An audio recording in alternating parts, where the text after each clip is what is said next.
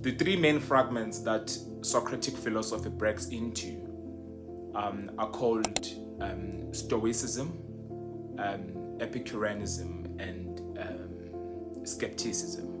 And these are the most important Hellenistic outgrowths from the Socratic philosophy. So today, I want us to revisit one of these, being Stoicism. So Stoicism is the most important development in Hellenistic philosophy.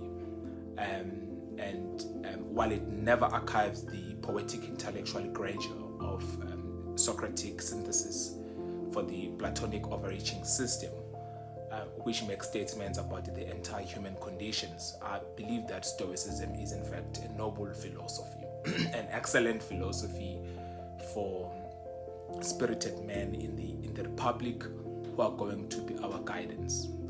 It's an excellent philosophy for military men, and I think it is also an excellent philosophy for people that are going to be practical politicians. But of course, if they intend to be virtuous or vicious, and if they intend to pursue the public good. So the Stoic wise man is a man who has trained his soul, trained his mind, so that he is not afraid of apparent evil. He's only afraid of real evil. He is afraid of losing control of his soul. He is afraid of being a slave to lust, to desire, and to emotion. So the Stoic man is the honorable philosopher, the man who stands at his duty and is steadfast and serious-minded. So Stoicism is an important or appropriate philosophy, I would say, for serious, ruthless, introspective people that want real answers and are willing to take no nonsense.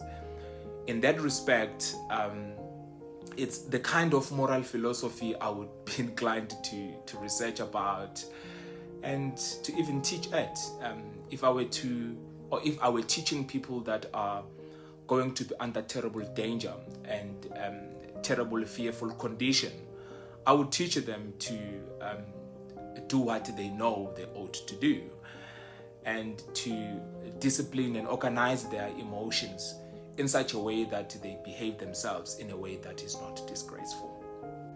Now, among the Roman Stoics, two are specifically noteworthy. One is Epictetus and one is Marcus Aurelius. And one of the wonderful ironies about the history of philosophy is that Epictetus was a slave and Marcus Aurelius was an emperor.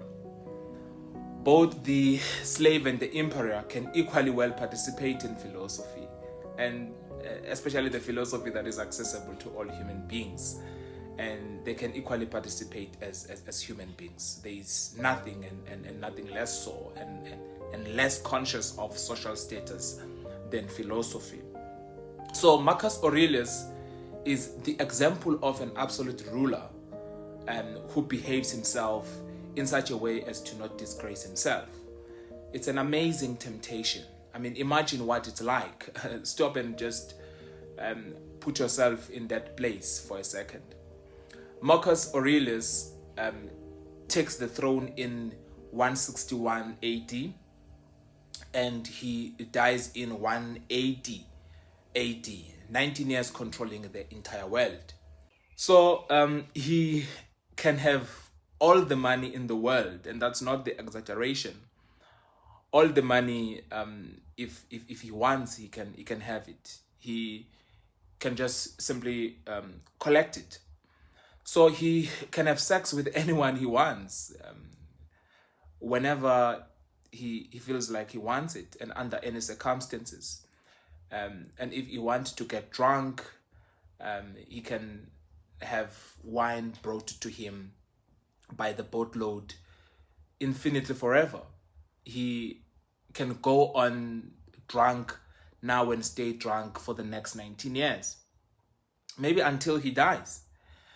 So imagine everything that the desiring, emotional, irrational parts of your soul wants, And now, under these circumstances, imagine that you were forced to bear with this human condition for 19 years. Now, ask yourself, stop and think about it for a minute. How many of us would fail to disgrace ourselves? To tell you the truth, I don't think that I could meet the challenge. If you are honest about it and you stop and think about what kind of a man it takes to bear under these circumstances, I think I would have to admit, or at least I would have to admit, that he's a better man than I am. And that in this respect, over the centuries, Marcus Aurelius serves as a standing reproach to our self-indulgence, and a standing reproach to the idea that we are unable to deal with the circumstances of human life.